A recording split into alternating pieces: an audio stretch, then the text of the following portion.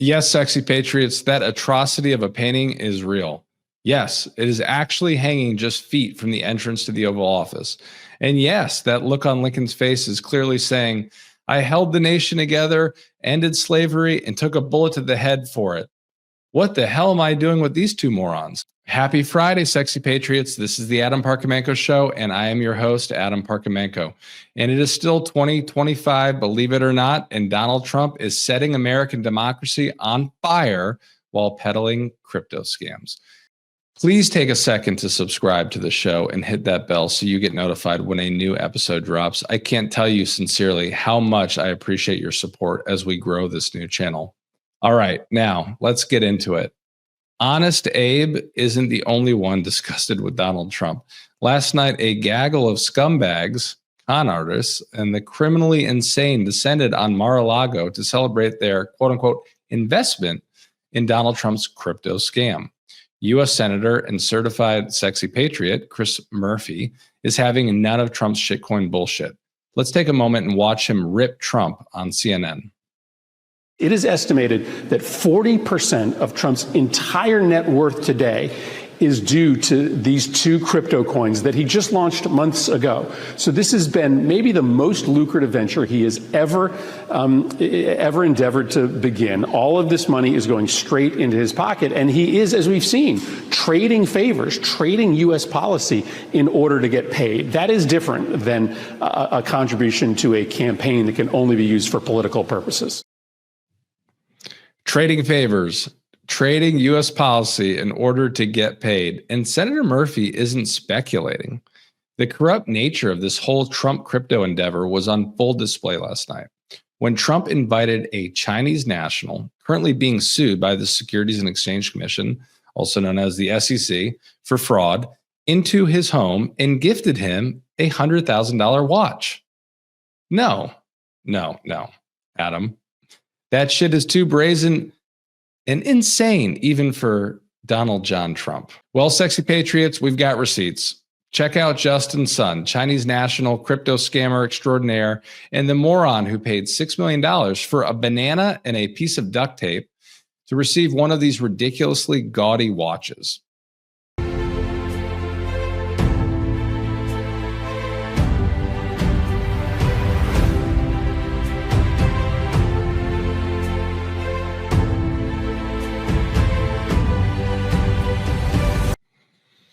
What did it cost Sun to get that ugly ass watch and the SEC to back off? Just a $30 million investment in Trump's shitcoin? It's worth noting that as I'm recording this, Bitcoin is hitting all-time highs, while Trump coin is trading for around $13 after approaching $75 in the days before inauguration. This crypto shit is making my brain hurt. Let's take a moment for a sexy patriot, shall we? This next clip just made me feel warm and fuzzy, and I hope it does the same for you.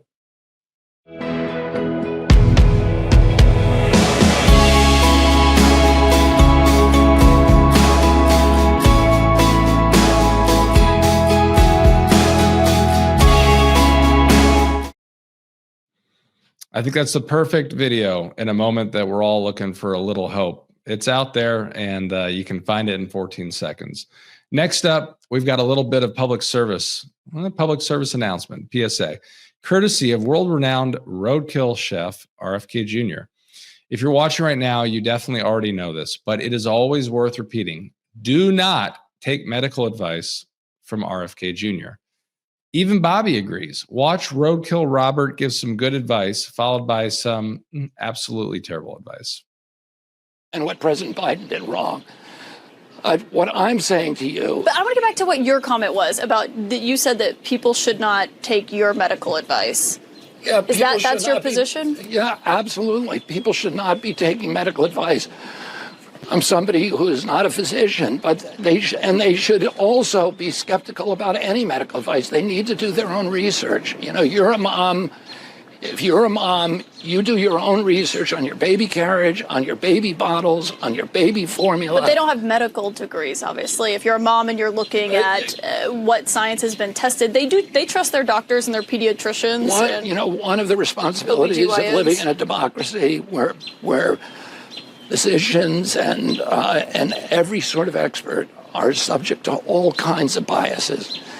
One of the responsibilities of living in a democracy is to do your own research and to make up your own mind. So that's your message to moms or to anyone, is to do your own research. I would say be skeptical of authority. My father told me that when I was a young kid. People in authority lie.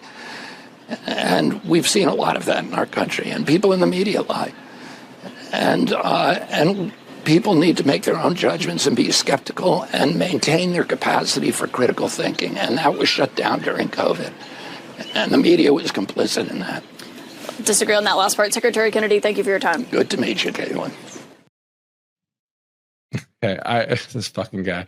I don't know what doing your own medical research has to do with living in a democracy, but that's okay because neither does Bobby. He does know a thing or two about heroin, though. So just in case you weren't already sold on the whole don't trust RFK Jr. thing, check out this next gem. And I was at the bottom of my class. I started doing heroin. I went to the top of my class. Suddenly I could sit still and I could read. I guess the Ritalin wasn't strong enough. Just wow.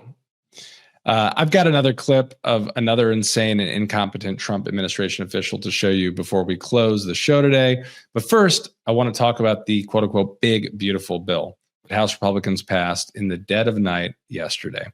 MSNBC does a spectacular job, give them credit for that, of breaking down the budget and what it means for average Americans. Now, spoiler alert, billionaires do great. The middle class, working Americans and kids get absolutely screwed. And the deficit, as you could guess, skyrockets. Let's take a look.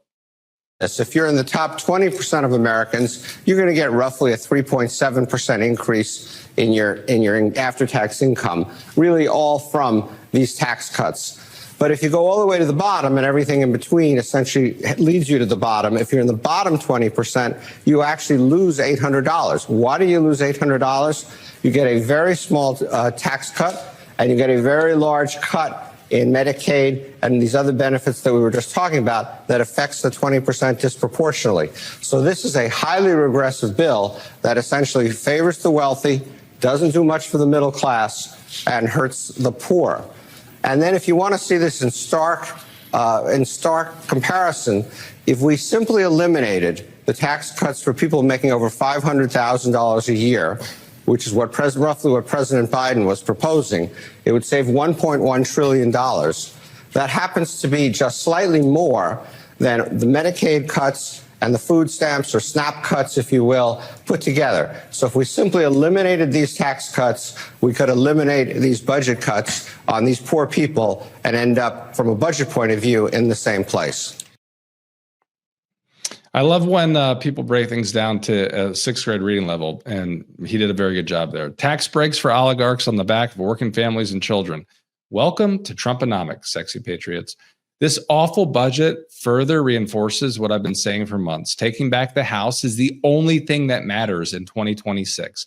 And yes, we can do it all, and we should be involved in every single race, but the House is absolutely critical. Finally, we've got the evil stepmother of the MAGA family, DHS Secretary Kristi Noem, demonstrating her rank incompetence yet again as she tries to circle the square of Trump's campus anti-Semitism push with his recent cozying up with Qatar, a nation known for funding Hamas. Watch the blank stare on Kristi's face as she tries to come up with an answer and fails absolutely miserably. Do you believe, Madam Secretary, that the Qataris in particular are behind a lot of the anti-Semitism you just described? Are they providing fuel that creates this fire?